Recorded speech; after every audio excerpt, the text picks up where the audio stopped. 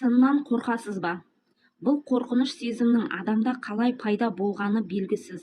Мұны ешкім де дөп басып айта алмайды. Бірақ біздің білетініміз, бұл сезім адамда өте жоғары деңгейде қалыптасқан.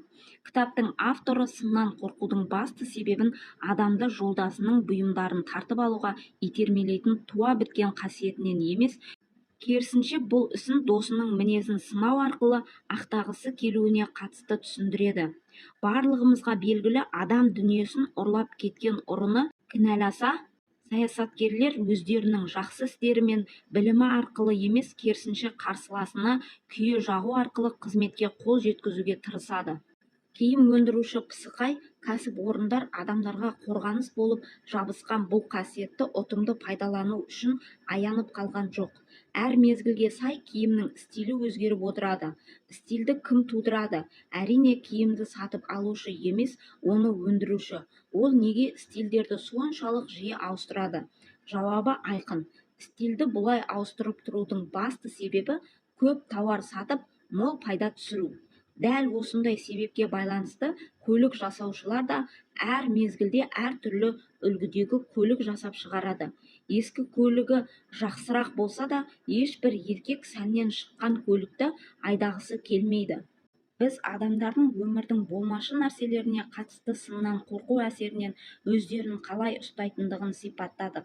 Енді адамның өзін бұдан да маңызды адами қатынастарда қалай ұстайтындығын байқап көрейік.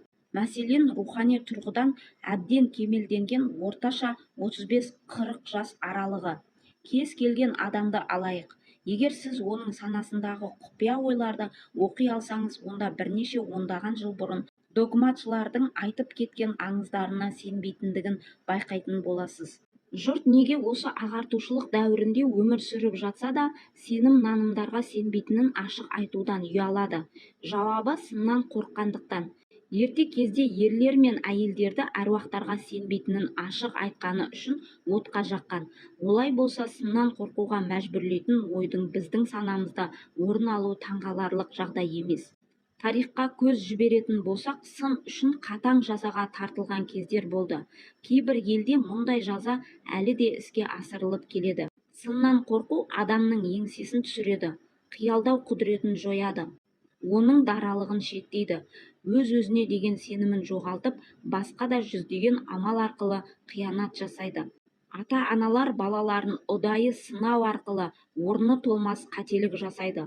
Менің дос балаларымның бірінің анасы оны шыбықпен күн сайын сабап, өз ісін сен 20-ға толмай тұрып түзету мекемесіне түсесің деп аяқтайтын. Осының нәтижесінде бұл бала 17 жасында жасөспірімдерге арналған түзету мекемесіне жіберіледі. Сын әрбірімізге тән қызметтің бір түрі. Оны сұрасаң да, сұрамасаң да, ол барлығымызда жетіп артылады. Адамның жақын туысы оның ең жаман досы. Әрбір ата-ананың орынсыз сын айту арқылы өз баласында өзін басқалардан төмен ұстау сезімін қалыптастыру ісін қылмыс ретінде қабылдау керек. Шындығында бұл қылмыстың ең сорақысы. Адам жанын жақсы түсінетін жұмыс берушілер адамдарға жақсы қасиеттерге сын емес, конструктивті ұсыныстар арқылы қол жеткізуге болатынын біледі. Ата-аналар да нәтижеге осылайша қол жеткізе алады. Сын адам жүрегінде қорқыныш пен ыза болмаса, махаббат немесе сүйіспеншілікке сезім тудырмайды. Сыннан қорқудың 7 себебі.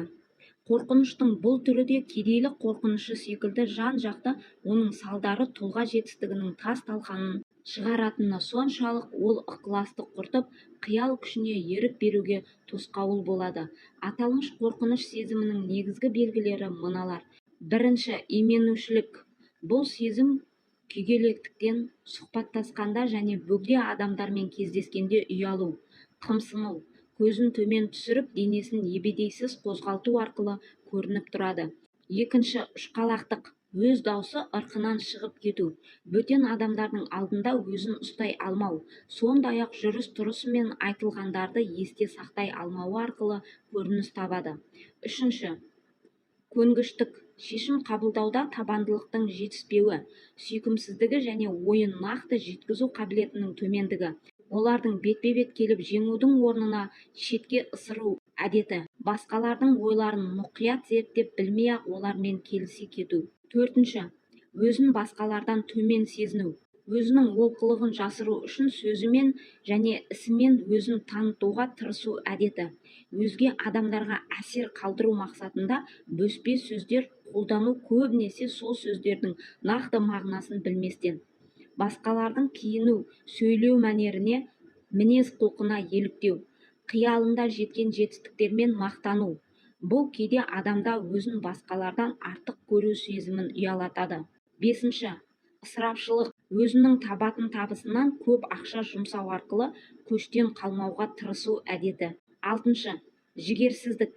Өзін табысқа жеткізетін мүмкіндіктерді сәтті пайдалана алмау, ойын білдіруден қорқу, өз ойының дұрыстығына күмәндану, өзінен жоғары тұрған адамдарды сұрақтарына жауап беруде жалтақтау, өзінің жеке идеяларына сенімсіздік таныту, сөйлеуде және өзін-өзі ұстай білуде абыржып, сөзі мен ісіне өтірікке жол беру. Жетінші, амбицияның жетіспеуі, жан және тән жалқаулығы, өзіне өзі сенбеу, шешім қабылдаудағы енжарлығы, өзгелерге оңай илануы, басқаларды сыртынан даттап, бетіне мақтап жағымпаздану әдеті. Сәтсіздікті ешбір қарсылықсыз мойындау, басқалар қарсы шыққан кезде бастаған ісінен оңай бас тарту әдеті. Адамдарға негізсіз күмән келтіру, сөйлеу және мінез-құлқының әдепсіздігі, өз қателіктерін мойындауды қаламау.